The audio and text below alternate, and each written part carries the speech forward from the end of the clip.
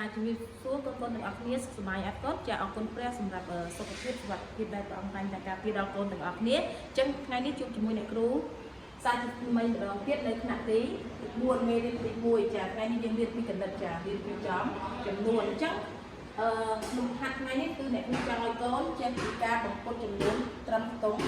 មើលទាំងអស់គ្នាតើឥឡូវសូមកូនទាំងអស់គ្នាតាមដានជាមួយអ្នកគ្រូនឹងស្វែងយល់ទាំងអស់គ្នាតោះមុនយើង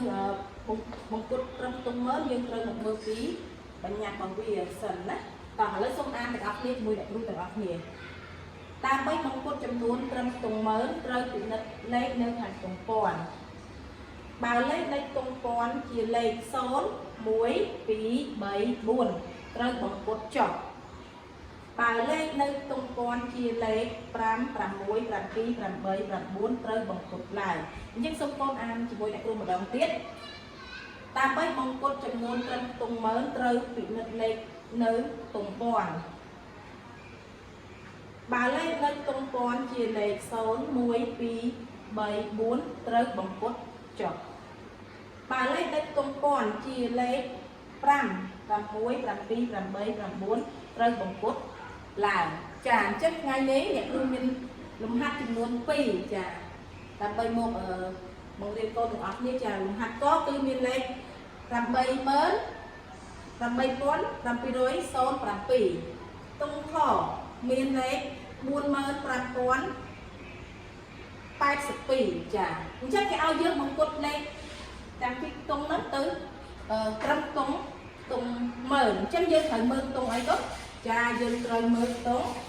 ពាន់ចិត្តតុងពាន់លេខ8អញ្ចឹងនៅក្នុងបញ្ញត្តិរបស់យើងបើលេខតុងពាន់ជាលេខ5 6 7 8 9យើងត្រូវបង្គុតឡើងអញ្ចឹងលេខ8យើងគឺយើងត្រូវបង្គុតឡើងចឹងបានទៅជាលេខប៉ុន្មានដែរកូនគឺបានទៅជាលេខ90000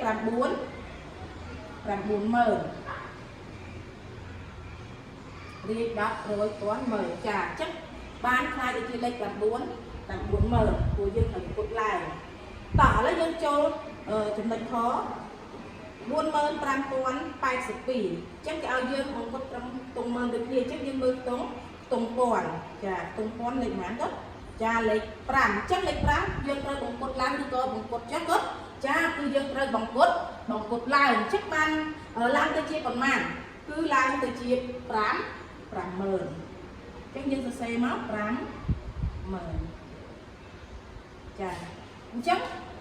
នេះគឺជាចម្លើយដែលត្រឹមត្រូវហើយលំហាត់របស់អ្នកគ្រូគឺមានតែប៉ុណ្ណឹងហើយអ្នកគ្រូសង្ឃឹមថាកូនអាចចងចាំមេរៀនដែលអ្នកគ្រូបង្រៀនកូននៅថ្ងៃនេះផងដែរហើយមានចម្ងល់អាចសួរអ្នកគ្រូនៅពេលក្រោយបានចាសូមអរគុណសូមជម្រាបលា